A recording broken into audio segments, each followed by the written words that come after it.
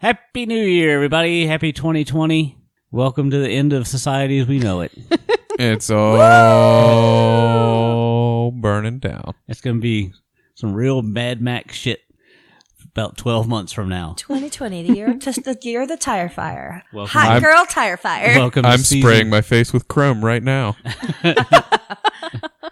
Welcome to season 2. I got that cultural reference. Yay! Praise me. Yay! Thank you. Hey, All good right. job, Hannah. Carry on. Welcome to season 2 of the Armageddon cast. What you can expect in the next season is Hannah and I might get a couple more cultural references. They're learning and growing, everyone. Our We're partners are growing up. We're watching our babies bloom into wonderful cultural reference flowers. Just the Culture angstiest class. flowers that ever there were. Thanks for being with us through the first 23, 24 episodes. Wow. Yeah, 23-ish, 24. That sounds about right. Stick with us through the next 52, and then we'll all get back And then together we'll again about this reevaluate. time next year and decide If if we're we still feel like here. we're going on. If there's still electricity, we'll see how we're doing. So Welcome thanks. back. Happy New Year. Hope you had a safe one.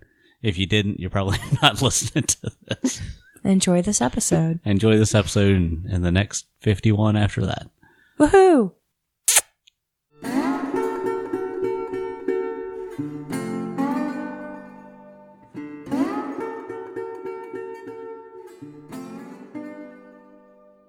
And then we all got quiet. What were you talking about, Max? There's a new As we all sip our tea. There's a new horror podcast called Radio Rental with Rainn Wilson. He plays the narrator, not really narrator, but like the person Dwight who from The ties the Office? story together. Yeah, Mhm. except he's playing. He's a Shakespearean actor, is he not? Ooh, an When actor. he is not in the office. Well, he was in A the thespian. Meg as like the Thespian. weird billionaire. I that guess had his no career point. has taken a turn. And he's Terry Carnation in Radio Rental. It's kind of a cool one. Hannah, tell Chastain and Erik what you told me about the crowd at the show you went to. What age you are in concert my going age years. is a bunch of people in blazers apologizing to each other for actually accidentally bumping each other's phones. I was very strange. That's how many concert years old. How many That's right. concert I was years listening old? to the acoustic piano performance of Andrew McMahon, and he was like, "So I wrote this song when I was 16 or 17," and then he performed his Which is it, his Andy punk Mac? rock music. Yeah, and then Christmas songs. It was fun. And then today I had fun small town church flashbacks. Oh. I just wanted to go and sing Christmas carols, and there was a service that I could walk to. It was like half a mile from the hotel, and it was at the time that I needed to be. So I showed up, and they saw me coming down this sidewalk, and I could see all the little old ladies gather around the front entrance and hold the door open for me. So I had to walk up in front of all of the staff and be like, "How did you find us? We're making you a name tag." And then I wore a name tag. It was great. That sounds good. Speaking of name tags, I was thinking that for our holiday party, we should have name tags, but just for the new people and not for anybody else. So that the Single new, them out? just to call them out and make them feel super awkward, like they're not going to feel awkward enough. Yeah, your was sadism intense. thing goes too far sometimes. Really? They also called on us and had every guest stand up and announce who they were. And I just, What? No, like thank 3 you. different parties of people did it. What? And I was Like an just AA hiding, meeting the or pastor something? knows who I No. am, but he's going to have to call on me by name. He wants me to do this. I think we're going to have to bring all of this down just a touch. I Oh, sorry. am. I am. No. Talk the way we're talking. Okay. Just No. Turn some Everybody. dials. No, thank you. No, I think everybody's Yeah. actually speaking closely into the mic a little bit, and it's really good. So Isn't that kind of moment in church They seems like it would feel like AA. They applauded wow. Yeah, like at AA. for each guest. Yeah. They don't applaud at AA, my man. Have you ever been to AA? No. Do you Is want there any applause? Do you want to go to AA? I mean, we could go together. If you ever go, here's what you need to know. you say at the beginning, "Hi, my name is Max, and I'm a drunk, and I'm just here to listen today." You know, I really think I can learn a lot from your experience, and that way, like, you don't have to talk, and people think that, like. Or you could go to Al-Anon with me, and they hand you a book, and you just have to read a paragraph. And when they come to you, you can just say that you pass. Oh, actually, you know what? The 12 and 12 meetings, the 12-step meetings, where you just read part of the book, those are actually the best because you don't really have to talk. You just read part of the book. You don't have to talk about yourself. Those fucking rule. Yeah, because that's what I like about Al-Anon is you just read part of the book. Yeah. What's the point of that then? It's like you listen to other people and you can talk about what listen you're reading. to other people reading a. No, you can talk like about book what club. you're reading. You can say, book. you know, and this applies to me because, or this That really just sounds speaks like to middle me. school English class. I think that's about what we're planning to do today, right? Yeah. Read some things and then say what they mean to us. Well, kind of. No, look at that segue. Yeah, it was sweet. You know, Chas, you and I were talking about what we do in the podcast the other day, and you mentioned that, like, we don't really do 101 level stuff. You didn't say those words, but we don't really usually have 101 level conversations, but I think we're doing 101 level today. I feel like we're establishing a lexicon today. Right. Hi. Welcome to the podpodcast. Oh, wait, we're recording now? Yeah, where's the... well, I was going to just do it. Welcome to the podpodcast, where we talk about life, love, learning, and libido as we share our journey through polyamory and kink. I am Chastain. And I'm Erik. I'm Hannah. I'm Max, and I sound different because I have a cold. And I'm recovering from a cold, and we're all drinking tea, and we might have sniffles, so bear with us. Yeah, so what I did was I made a list, and I started just off the top of my head, but made a list of terms that we use and terms that people ask me about, and then I kind of scoured a couple online resources for their lists and added some more stuff. So I think what we're going to try to do, we'll see how, like, if it works out kind of clunky, we might change how we're doing this, but I'm just going to kind of throw a term to each of you to make sure everybody's involved and get you to say what it means, and we'll talk about it a little bit. And I made two lists. I made mostly polyam stuff or non-monogamy stuff, and mostly BDSM kink stuff. Mm-hmm. And the astute listener will hear that I throw most of the BDSM ones to Chastain because she has actually done a lot of, like, educating in that area and can probably be more succinct than the rest of us can. This is a podcast where we talk about love and relationships, sex and kink, and polyam issues, and whatever else comes up. While we talk about those things, we will probably also touch on stuff like abuse and violence and mental health challenges. Those can be difficult topics, so keep that in mind moving ahead.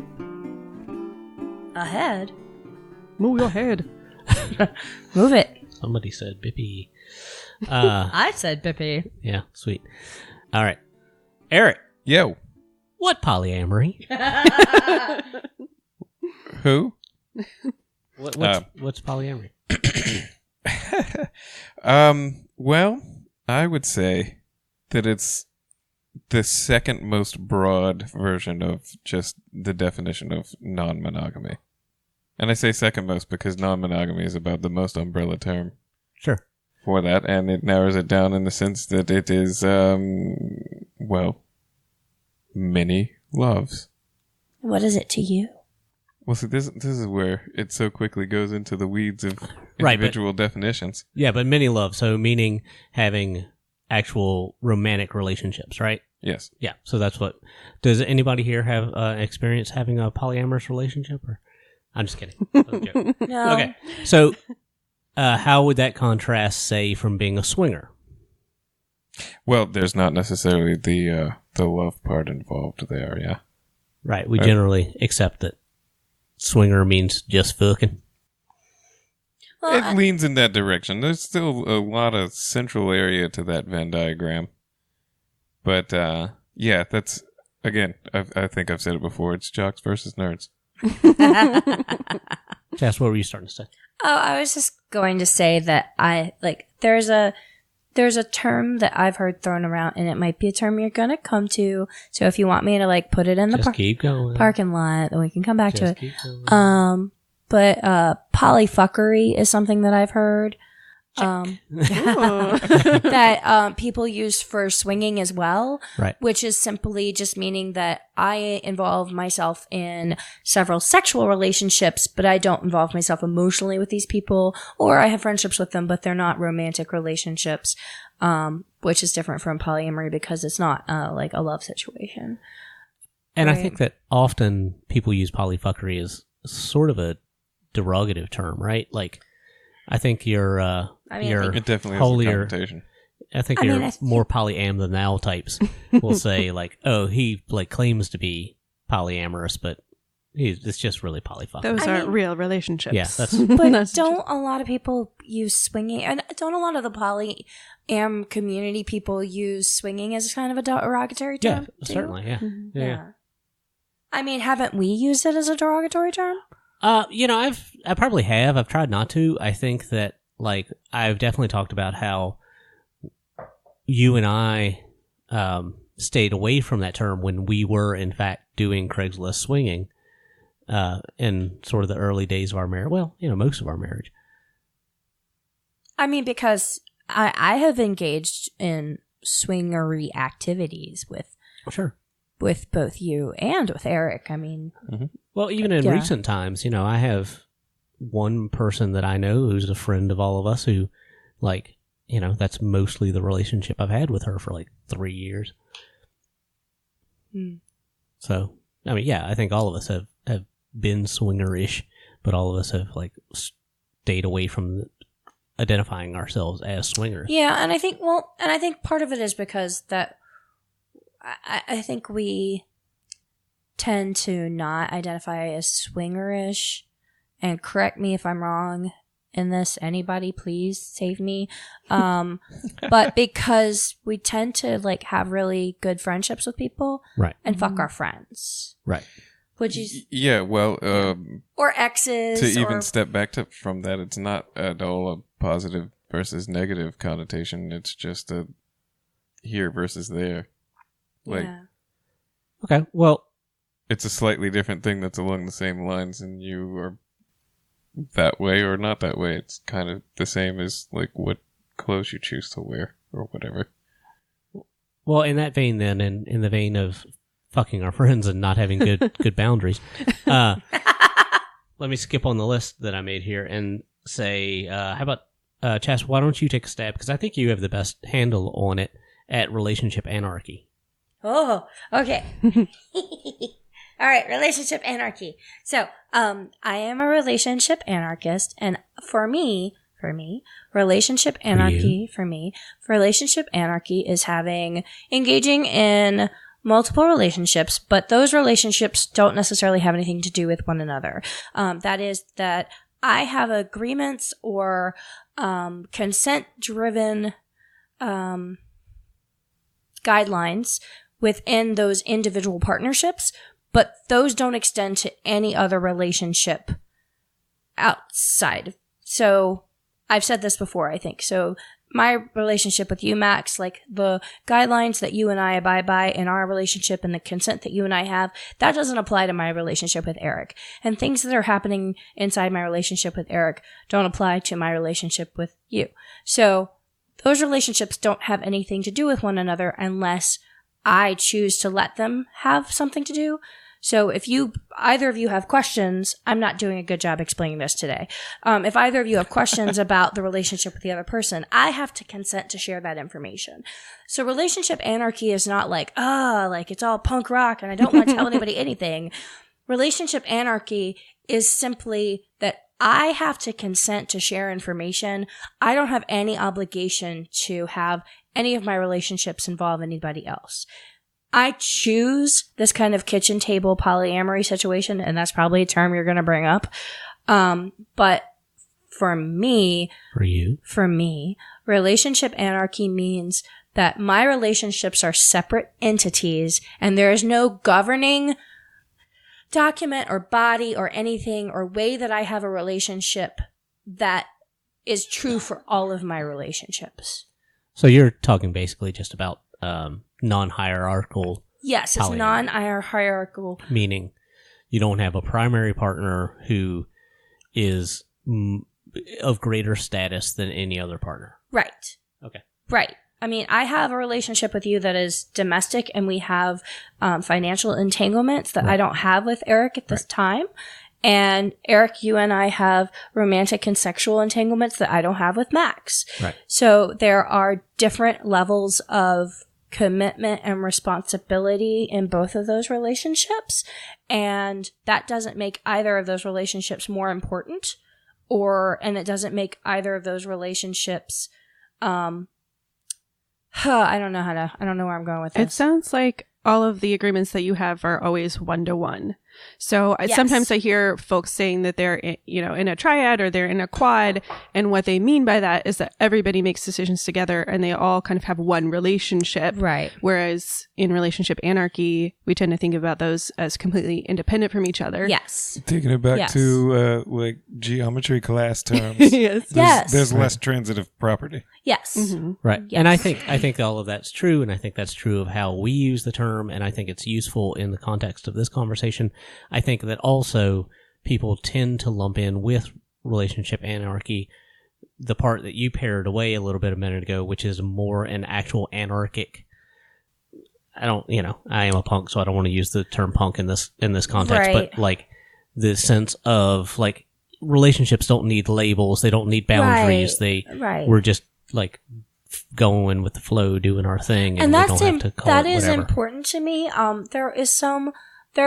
I do have some level of traditional, there are some labels and things like that I like, but that's a choice that I make with the partner that I'm with. Right. And that's not a choice that society gets to make for me or that I make based on traditional values. Right. That's something that I'm going to make with my partner. So, Max, if I wanted to call you the Grand High Poobah, that's what I could call you, Poobah, from Flintstones. I had Flintstones on the mind. Yeah, yeah. You The know. Order of the Buffalo, is that what it was? Right, yeah. And Erik, if you and I wanted to be space aliens together, and that was what we considered our relationship, we could be that. And that would have nothing to do with the Grand High Poobah over there. Yeah. Right. Okay. And in that, Max, if for some reason you wanted things that I had with Erik, there's no comparison. There's nothing to do with each other. So Right. you don't have any right to know what's going on with my relationship with Erik. Information I share Yeah. is information I share. You can certainly ask. Right. And I get to consent to what I share. Okay.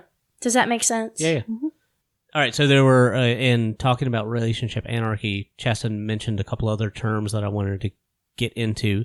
So Hannah, why don't you take a stab at kitchen table polyam?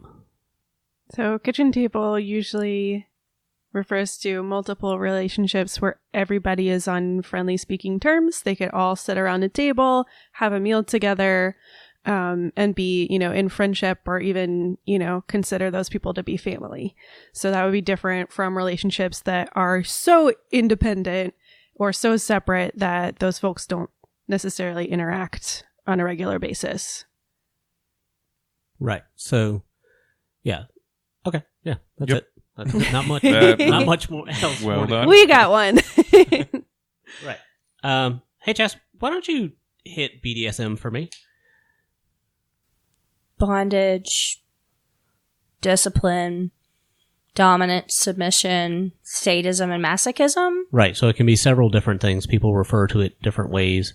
Right. So, And how much Bondage, of that domination, did you mean to say sadomasochism. that you were hitting the BDSM? yeah, I Hitting. did. Well, Ha, ha, funny. ha, ha. Yeah, I did not. But, right. But so it's a overall term for, Right. It's an Kink play, an fetish acronym. It's an acronym for types of play and also types of power dynamics. Because dominance and submission are more so power dynamics in my feeling. Than the actual action itself. Right. So it's the physical and the psychological Exactly. Exactly. Sadism and masochism aren't necessarily strictly about pain and feeling pain. They are causing pain and feeling pain. They're also about the mental state. right. Right. So you mentioned power dynamics, Yes. and I have the word dynamic written down here. Yes. Because I use dynamic just as a, kind of an easy descriptor. You know, if I'm talking about a couple, we'll know. I might say, oh, they're in a dynamic. You know, just to kind of say where they are. So help me explain what a dynamic is, or a power dynamic is. Well, Can I throw one out there? Yeah, go ahead. It is the parentheses that defines a thing. You know, it's within those parentheses, or is this dynamic? It's a very well. I just mean in a broad. It's a doorway to a label, in a sense, but it's not a label itself. I agree with that. Right. So there's I can't remember what university it came out of, but there's a study that, and I'll throw a link to it in our show notes for this. There's a study that came out of some university, and they studied the way that power flows through relationships, and especially in terms of decision making in relationships, and how dynamics can change, and how decision making can really be affected, and can hurt couples. And I'm talking about, heteronormative, monogamous couples in this case, because that's what was studied in this study. But they were talking about decision making, and this is something that I've used in my coaching in terms of relationship dynamics. And the study dealt with things like who held the power to make the decisions about groceries, who held the power to make the decision about going on big vacations, and did the power to make the decision come from the person who said, I want to go on a vacation, now you decide where? Or was the power with the person who was deciding actually where they went? It was a really interesting study. Okay, yeah, that's an interesting corollary to. Yes, go ahead. And there was an interesting thing that came up, and this has been something that has come up with kinky couples that I've worked with, where you've got the person who says I want to go on vacation, and then you've got the person who comes up with the options for where to go on vacation. So say that person comes up with 4 different places that they really want to go. So that person has come up with 4 options. So they really have the power because they've given 4 options of places where they maybe want to go. And then the person who's making that ultimate decision is picking one of the 4 places that am I making sense here? Yeah. So whereas in our relationship dynamic, there's only one place I want to go on vacation, so it's pretty easy. It's easy. You always want to go to Orlando. Right. So, right. But so say, for example, Max, you said, I want to go on vacation. And I said, okay, we could go to Orlando. We could go to Baltimore. We could go to...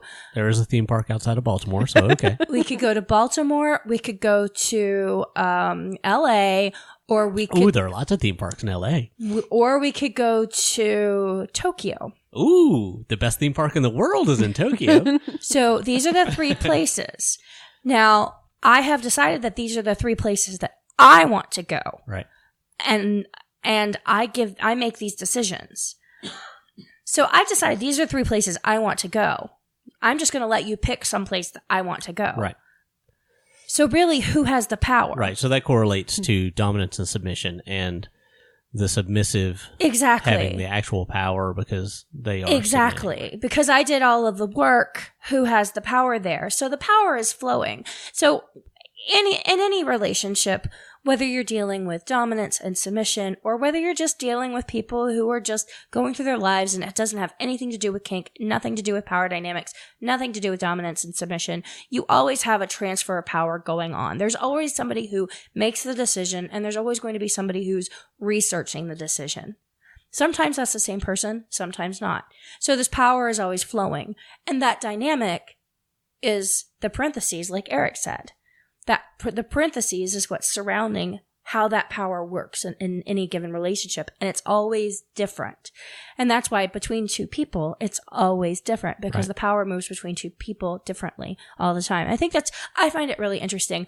I'll find a link to the study and share it. It's, I gave a talk to a local kink group on, just kind of like how to balance your life and kink. And I found this study and I thought it was really neat. So that was it. That's awesome. Cool. Hey, while we're still close to talking about acronyms and letters and the alphabet, hey, Hannah. Hey. This might seem kind of obvious, but Okay. obvious and elementary, but let's do it anyway. LGBTQA+. There's Just so sounded like many she was of about to them now. chime in on that. Oh, I just wanted you to add the I. The I. IA. Oh, go ahead. What is it? What's the letters? It's like playing Simon now. I will add all of the alphabet forwards and backwards until everyone feels specifically included. However, you can still say LGBT if you want to. Okay. Well, what's the I? I don't know what the I is. What's the I? Intersex. Intersex. Okay. I'm not I'm sure. sorry if I just excluded somebody who is also included in the I. And questioning Individuals. is sometimes queer, and Q is sometimes questioning and sometimes queer. Sometimes queer. And A is Ace. asexual, or isn't there some other thing that we sometimes aren't there two A's? The top grading ones. Aromantic. Aromantic, and isn't there also there's another one now, isn't there? It's the Into plus. the- Oh no, microphone. I'm thinking NB. Into the microphone. Mm. I'm thinking NB. So As we an E. include the plus to include Yes. everybody who feels that they have not been included. That's exactly right. Couldn't they have added the plus sooner and then Avoided the Q and the A, it just, well, or it's- QAnon. All right, that one didn't go over great. I'm sorry. All right. well, my I just know that some of them mean more than one thing, and I'm afraid that I'll leave somebody out. And this is where my old Plus. Yeah. increasing old man tendencies, where my view on it is not really necessarily how I feel about it. Brr, But labels. it's just, yeah, it's cumbersomely long Okay, now. boomer. Right, see? It is. I'm for including everybody for their own, what have you. It's acceptable to just say LGBTQ. Yeah, It is acceptable to just say that. Oh, okay. All right. So there were still a couple that we missed in that we went through when we were talking about basic terms, such as Eric. What's a primary? well, if you were in a hierarchical sense, it would be the main one, the top one. What is the well, I'll leave that alone before it gets offensive. Your bae? A bae, sure. Generally Isn't that spouse, all right? else? Like it's usually. Nesting partner, the I person was you spend gonna- the most Yeah. time with. Yeah, I was going to throw nesting partner to you, Hannah. What's a thanks. nesting partner? That would be the partner or partners that you live with and make your home with. And a lot of times, folks use that to make it less hierarchical. You are not primary in importance, but you are primary in the sense that we are the ones primarily spending time together and making a home together. So, Oliver. Correct. No. No. Making a literal physical nest right now. How do we feel about the Dan Savage word monogamish?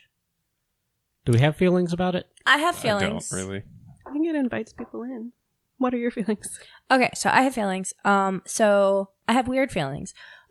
So Eric and I are kind of closed poly. Yeah, because we just don't have the emotional space to date other people outside of what we have right now. Keep speaking for Eric. Well, no, that's I generally do things about as simply as I can, and So he does me about as simply as he can. yeah. Can I get a high five?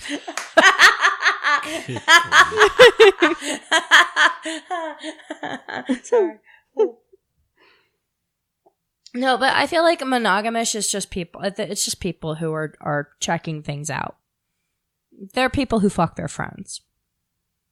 Or they don't. I mean, but that doesn't mean that they would still necessarily define themselves as monogamous. Right. I mean, just it feels like to me that it's the same as like swinger and polyfuckery. Like they're all sort of there's a lot of overlap in a lot of Flavors of these the terms. same Or thing. like poly adjacent. yeah. Sure. Yeah, I have friends who I know as, part of monogamous couple have said, hey, if we ever get to that point down the road where we're interested in bringing somebody in, let's be open to that conversation. And I feel like that's a monogamish perspective that says, well, we're not ready to act on this right now, but we're both But it's possible. letting each other know that it's possible. Right. I also think that monogamish is very close to unicorn hunter because it's always about bringing somebody in and not exploring outward. Fair enough. Okay. Sure, I guess. Let's I try think to of it a bit more broad than that, even. If I was in a monogamous relationship and I was like, if you wanted to go out and have a drink and like kiss somebody, that would be fine with me. I would feel like that was monogamous. I feel like- It's Yeah, a right? toe dipper word. Yeah. That's a good way of putting Toe it. dipper? Toe dipper. It's a toe dipper. It's a toe dipper. We're getting way ahead on polyam for a term, so I'm gonna try to knock out a couple kink terms. Oh, okay. Power exchange. Oh, The parentheses again. power exchange. Like a power exchange relationship or power That's when exchange you- in when play? Yes. Close a circuit and that current flows. Basically. So power exchange relationship is when you have somebody who is in charge and somebody who is deferring to that in chargeness. Or when you have a switching situation where they change who is in charge during that play and or relationship. There are different types of power exchange. There's power exchange during a play session. There's power exchange during like your dating relationship or your where you do it every once in a while and it's like a fun thing. And then there's total power exchange where it's like a 24/7, like this person is always in charge kind of thing. Which seems fucking exhausting to me. Yeah, completely. I don't want that much responsibility. But power exchange is basically, it's basically where somebody is giving up power to someone else, and somebody is taking responsibility for that power. Okay. Yeah. Does that make sense? Yeah. How do we feel about the term vanilla? It depends Hannah, on whether how do you it's feel about the term vanilla vanilla? bean How do I or feel bourbon about it? vanilla or. But generally, it's kind of delicious. Yeah, vanilla is rich and complex and awesome. But it's But not that is- everything. But it's not everything. No, I feel uncomfortable with it a little bit just because of how nasty people can get. I don't like throwing out. I don't like labels, so let's say that. I think that they're really important to advocacy and they are important to defining relationships. Whenever you create a label just to exclude or mock people, that's not cool. And I think that vanilla has become that in a lot of ways. But what would we say instead? What is the useful, Right. meaningful version of that term? Not monogamish. I have always said, well, what does kinky mean to you? Mm-hmm. And that has typically gotten me what I need to find out about people. Right. You're on the same Because page. what if they say, oh, well, like rough sex and smacking your ass, and I go, okay, how do you feel about knives? And they go, oh no. Well, then I know what I need to know Right. at that point. Yeah, But that's not necessarily vanilla. Is that was that the point of the question? No, I'm saying like if I ask somebody, if they say like, oh, I'm kinky, and I have pegged them as vanilla. No, I get what you're saying because in a totally different world of things, it's like when people say that, I listen to all types of music. I listen Right. to the Everything that country plays on the music radio, yeah. and Western. Country and Western. Well, I wasn't thinking of Blues Well, Brothers, so, but okay. it is So, often here I we listen go. to country music and hip hop. Here we Right, go. yeah. Like, Well, but also we hear people who identify as swingers or people who identify as polyam who don't even use- identify as kinky. use vanilla to refer to people who aren't swingers or refer to people who aren't Right. polyam. It's just a thing that people use to refer to people who aren't the thing they are as it relates to sex. And Right. here are the things that I don't consider, here are the things that I consider vanilla.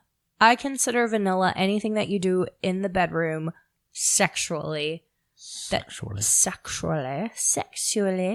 that involves toys, anything, what have you. It can involve rough sex. It can involve spanking.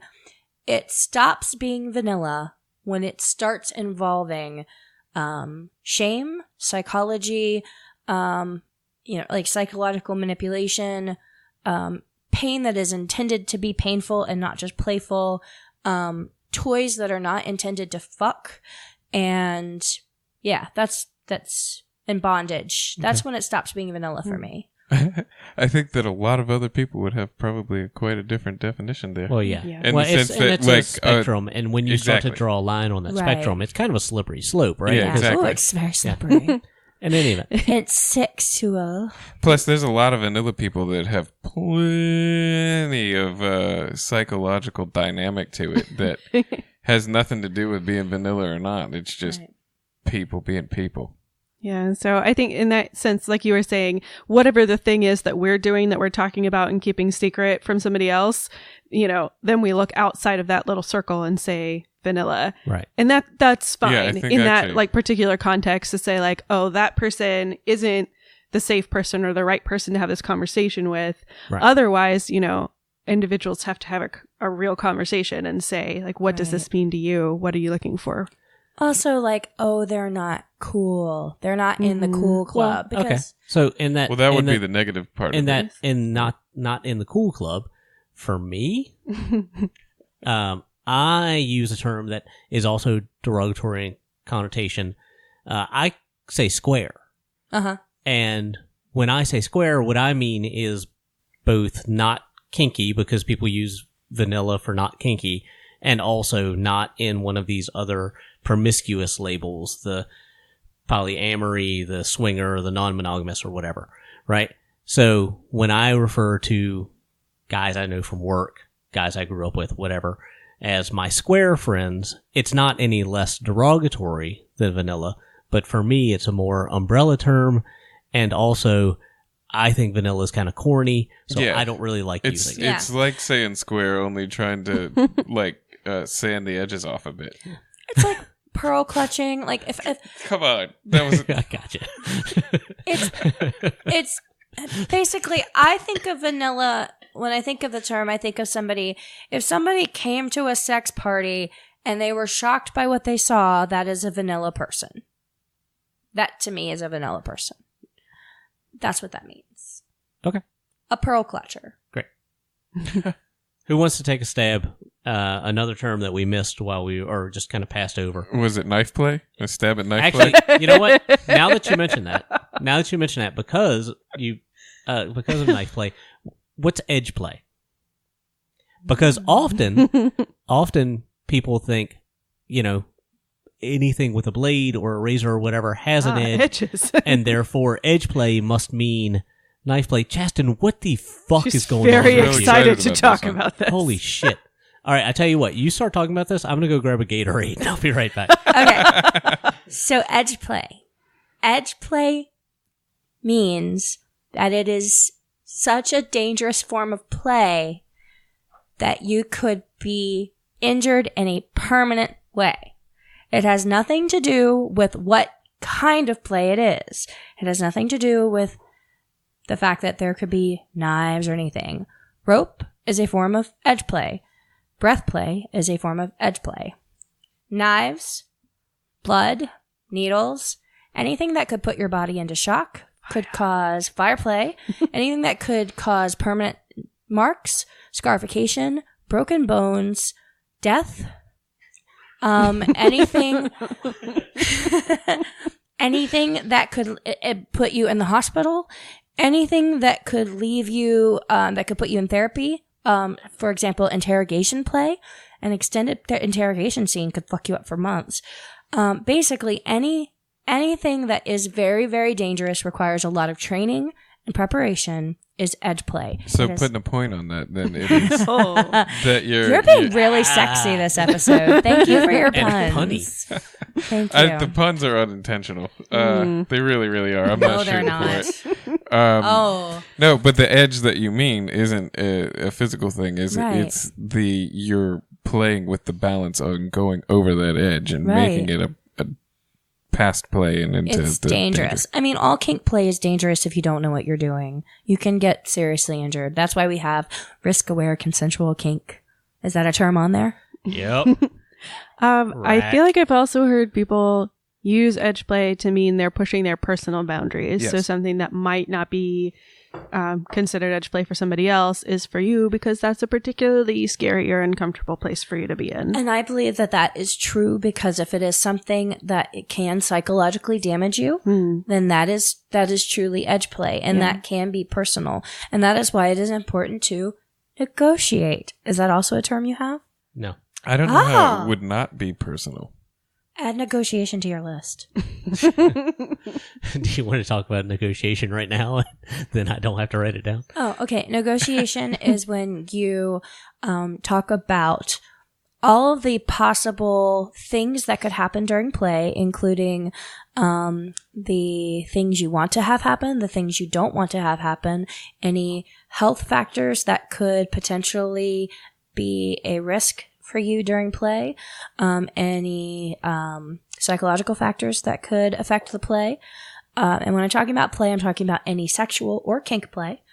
Also talk about things like how you need to be treated before the play and after the play, and what implements may and may not be used. And we're talking about things like hard limits, soft limits, stuff like that, safe words. More terms. Mm-hmm.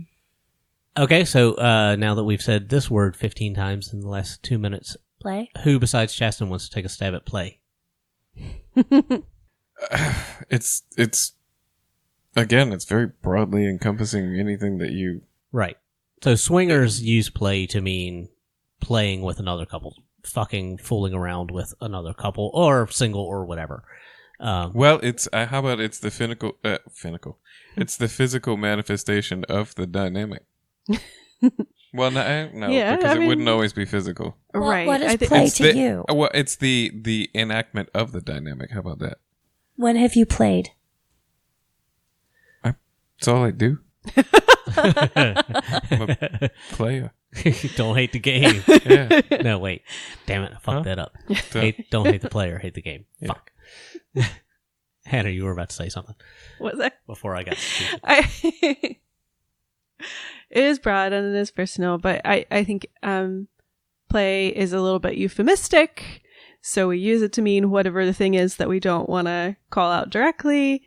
But it just is there to indicate that we are engaging consciously and intentionally Right. in the thing, whatever our thing happens to be, whether that is, sex. And I think usually we also, that ties into what is a scene when you set physical and temporal limitations on where play is supposed to happen.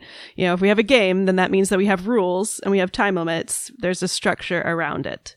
And so that structure is the scene? I think so. Anybody want to agree, disagree, expound on that? I think so. I mean, it's all about choreography, right? Yeah. If you have a game, you have rules, like Hannah said.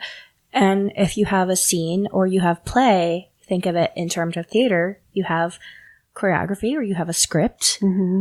I think that's what intimidates me, like you were saying about like a total power exchange or 24/7 dynamic is for me, like that's a scene that like takes up my entire life. I would feel as if I were acting something out all of the time. Right. Which is, very alluring, but very terrifying. But yeah, more playing a character than playing yourself. Is that That's what you how I think? would feel about it. Yeah. Well, and we've talked before about the fact that one of the hard things that I have with kink and with play and with scenes is I've never learned or taken the time to learn how to structure a scene so that you're telling a story with a scene. There's a beginning, a middle, and an end. There's a crescendo. There's a, Right. a coming down. There's Denouement. rising action, falling action. There's the prestige. There's the the shine and the turn. And so far, I've used literary terms. I've used a magical term. I've used pro wrestling terms. There are many different ways Well, Max, I always, so there's a class that I teach on interrogation scenes, which are one of the most dangerous, I think, scenes. Yeah, they're because fucked up, dude. Because they fuck with your head. And I go into interrogation tactics from like actual government documents. But I like to think of it as a roller coaster, which is a term you should understand. Yeah. If you think about a roller coaster, you've got that like click, click, click, click, click that takes you up to the top. And then you've got your first big hill, and then it's twists and turns. And so when I think of structuring a scene, And negotiation is figuring out, okay, what are the things I'm allowed to have on the roller coaster? Am I allowed to have a water element? Am I allowed to have a dark tunnel? Am I allowed to have scary things? Am I allowed to have like a shooting thing, like where we can shoot little monsters? Am I allowed to have a slow portion where it's a small world? That's what negotiation is figuring out what we're allowed to have on the roller coaster.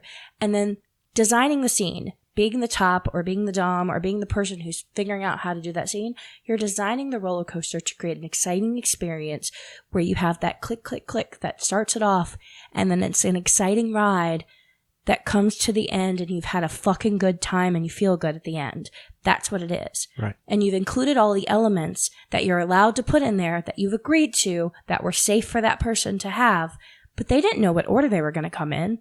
Like, they told you, okay, you can have knives, you can have fire, you can call me a little bitch or a slut, but they didn't know when it was going to happen, and they didn't know, like, that it was going to be icy cold knives. They didn't know that it was going to be, like, being called a slut while they were being choked or whatever, Like, they don't know that stuff. And what they know is what they've agreed to and what's safe, and what you do is you take it and you put it in this order that makes it exciting. Right. So that the adrenaline happens.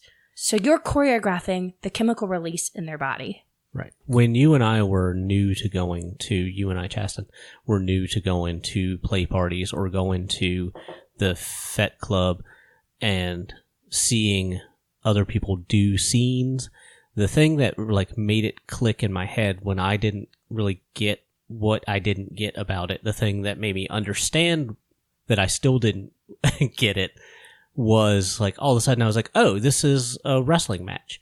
Like, yeah, there are all these terms in structuring a wrestling match. There are different kinds of spots. There's the shine, there's the turn, and all of these things are like real like inside jargon that like even wrestlers don't talk about a whole lot anymore because they're trying to keep kayfabe. But like that's what it is. Like, do you have kayfabe on your list? No, but I can talk for 3 hours. About kayfabe. We have somebody who has asked. Thing. We do have somebody who has asked to be a guest and come talk about wrestling on the podcast. Okay. So, well, why don't we just do a separate podcast where we sit down and talk about wrestling? Yeah. So that was how something clicked with me. That was like, oh, I still don't understand this, but now this is an overlay I can put on it, so I understand what I don't understand. It's the we don't know what we don't know sort of thing. Mm-hmm. So let's go back to the polyam list because there are still a couple terms that we just glossed over. Erik, what's a triad?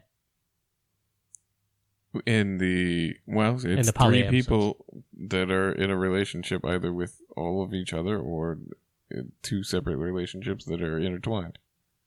But mostly,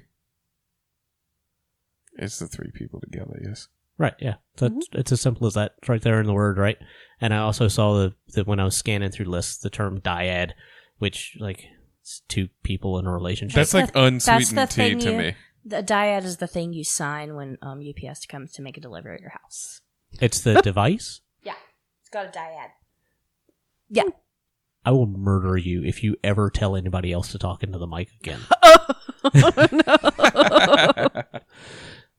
No. Okay. Hannah. Hey. Closed poly. Closed poly. So, multiple relationships, but no new relationships or entanglements outside of the group. Yeah. Yeah. It's pretty simple, right? And is that the same as polyfidelity, more or less? Chas, you wanna chime in on that? I guess. I don't know. I mean, it seems more or less the same, right? Like, to say that you're being polyfidelitous to one or two people and not seeking relationships outside of that, not open to relationships outside of that, that seems pretty much the same as closed poly to me. I guess so, yeah. Mm-hmm. I mean, it makes sense. Cool. Great podcast. So we sort of, like, didn't really say the term, but we talked a little bit about polysaturation. Oh, we didn't talk about polysaturation. We kind of. It kind of passed over. Okay. What'd you say, Did Erik? we? No? Don't think so? Didn't I think we you're had. fucking wrong. I didn't hear It's polysaturation at all. Totally possible I missed it. Yeah, I didn't. So polysaturation is a thing that people talk about being, but often then another opportunity arises and you find that you're not quite as polysaturated as you thought you were. But I'm polysaturated. I've got a wife and a girl, and I'm dating another partner that I've been with for like 10 months. And yeah, my time and emotional energy is expended. I don't have room to add into that. So that's what polysaturation is, right? Yes. Anybody got Yep, more we're to out add of to that? emotional resources. Or just time, I guess. Yeah. It's usually time, right? Those are It's also usually time. the lipids that stay solid when they're at room temperature and then liquefy. Saturated fats. Yeah, there's poly, I think so. unsaturated, and mono, and That was Yeah. It's a humorous term. wow, wow, wow, wow. Wow. Yeah, that joke didn't my land at all. saturated did fats not. domino. There's something there. I don't know what it is. Yeah. I so, like blueberries on a hill. so are we polysaturated then? Because I've got him, and then you've just got me. Are you polysaturated? I'm just a hermit. Yeah, you are a hermit. Hermit crab. Depends on where you are in life. There's a lot else going on outside of relationships, work true. and stuff. Work and stuff. Yeah. You know, and there's a tired. little meme thing that we see all the time that's, you know, someone saying that they're polysaturated and then they see somebody else and they go, "Oh, hey cutie." That status can change in a moment. Do you have new relationship energy on your I thing? do. I do have NRE. Does that mean you want to Sounds talk like about you want to talk NRE? about that. So I'm going to first talk about new relationship energy, and then I'm going to talk about new relationship energy addiction. Okay. Go ahead. So, new relationship energy is the rush of oxytocin you get when you have a crush or you start dating somebody for the first time. And it is the release of oxytocin and the change of serotonin in your body. And I could be wrong on the science there. Don't check me. Don't at me. You can't at me because you don't know where I am on the social meteors. But you could follow us at podpodcvlcast on Except for Twitter. here. Or at podpodcvlcast on Facebook, or at Cult with a V on Instagram. And please, please, please follow us, like us, share, tell a friend. Just don't add her. Don't at me. Anyway, so new relationship energy is that feeling, that rush, that excitement. And new relationship energy can last anywhere from 3 months to up to 3 years in a relationship. And then start dissipating.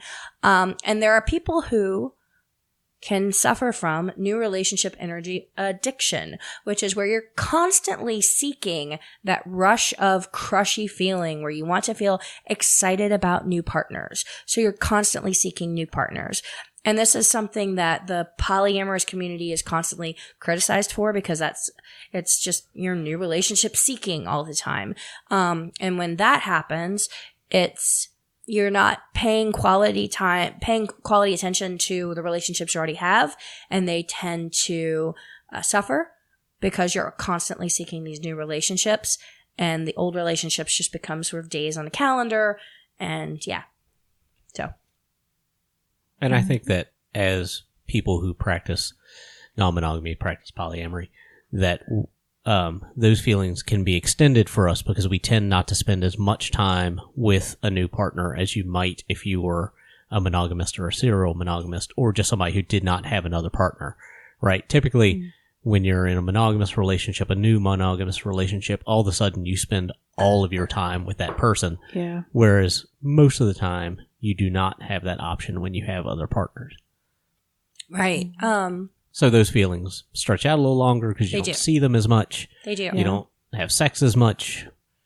And there's also a thing where it seems like polyamorous relationships or non-monogamous relationships tend to accelerate because of that. Right. Or in spite of that, I'm not sure, where it seems like you get to the I love yous faster and you get to the seriousness faster. Yeah, I don't know. I think you tend to rush into things faster. Yeah, like, but I think found that this might, partner. I think that might be us, though. I think that Oh. I think that not us, but I think that like Well, if you're in other words, that's one way to do it. It's not the only way that it and happens. I think that like if you're a person open to these types of relationships, you're probably a person whose emotions are a little like closer to those kinds of emotions are a little closer to the surface. Right. So you're a little quicker to express those things than, other people might be. I don't know. I think that's I'm just fair. theorizing. Hannah thinks that's fair. I think that's fair. I have spoken. My judgment will stand. Nice. Yeah. Baby Yoda. No, we're one of those podcasts too now. I didn't even do the thing I was planning on doing. Wait till we break. Oh yeah, that's Horseback Jesus. Horseback Jesus. Horseback Jesus? The meme thing Hannah just sent. I sent you a meme. I didn't look so at you the could meme. think about the various weird guys in your various towns. Okay, so Hannah has sent a meme. I'm waiting for it to load. Every city has a guy they all know about. You can visit a friend in their town and see a man dressed in robes riding a horse. And your friend will go, "Oh yeah, haha, that's Horseback Jesus." And then that's just the end of that explanation.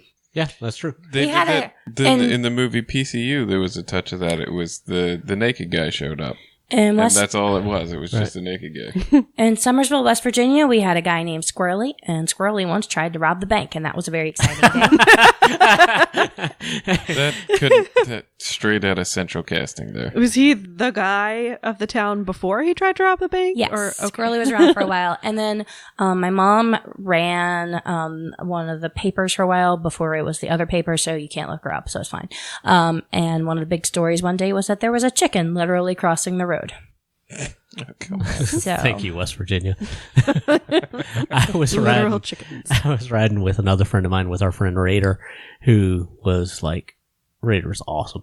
Anyway, he's still alive. I mean, he still is awesome, one would presume. But anyway, we were riding down the road. how do you know? I don't know. Anyway, we were riding down the road and like we stopped because a friend, he was like, "Oh, this is my buddy." And we stopped so he could talk to his buddy who was named Doodoo. So we, like me and the other friend, started suppressing laughter, and then Raider finished up his conversation. We started driving away, and he pulled over to the road to yell at us like, "Man, that's his name. You can't laugh at that man's name." Like, his name is I don't know. I think you can. That. Anyway. Not necessarily right in his face. That might be rude. As So- you're driving But- away. So is it time for me to bring up the 4 agreements, or is it time for No, me to we're tell not. a tragic tale from my childhood? Neither. Okay. We're not doing either one of those things. So as Damn it. as I suspected, this went longer than our usual conversation. So why don't we take a little break here, and we'll carry this over into next time. How's that sound? It sounds excellent, but you said you wanted to talk to the listeners about something before we go. Yeah, I just wanted to say that, Yeah, that. What he just said. and also, And we're out. if you like what we're doing here, if you enjoy listening to us, we don't really advertise this in any way. We're not part of a podcasting network, so we don't have that kind of support. So what we need is your help with spreading this out. Post on your Polyam and Kink Facebook groups, on your Tumblrs, on your Polyam and Kink Reddit groups, and let other people know that we're out here if you like what you're listening to and you want others to listen to us as well. And We also would appreciate FetLife it. groups. Oh, and also FetLife groups, Also of course, yeah. FetLife groups, yes. And the Patreon's nice. We appreciate the Patreon. It helps us pay for hosting and for resources that we think are important. Do you wanna know? The easiest way you can help us is just kind of spreading the word. And we have, we just met a goal on Patreon, which is an exciting thing. We met a goal. We are making $40 a month on Patreon, which means that we are now able to upload all of our episodes to YouTube, which means that, Wait, are we going to be videoing too? no, Oh, no, okay, just the good. audio. no, good, just good, the yeah. audio, but that means that Nobody we will needs to see be, this. that means that people will be able to stream us on YouTube, because that's a thing that people do apparently. And I think that there's a closed captioning option, which helps with our accessibility. Our next goal is, if we hit $75 a month, we're going to be able to have transcripts, and that's helping us with our accessibility goal. So if you're interested in subscribing on Patreon, it's patreon.com/podpodcvlcast. Cult with a V. Thank you so much, and we'll catch you next week. Bye. Bye.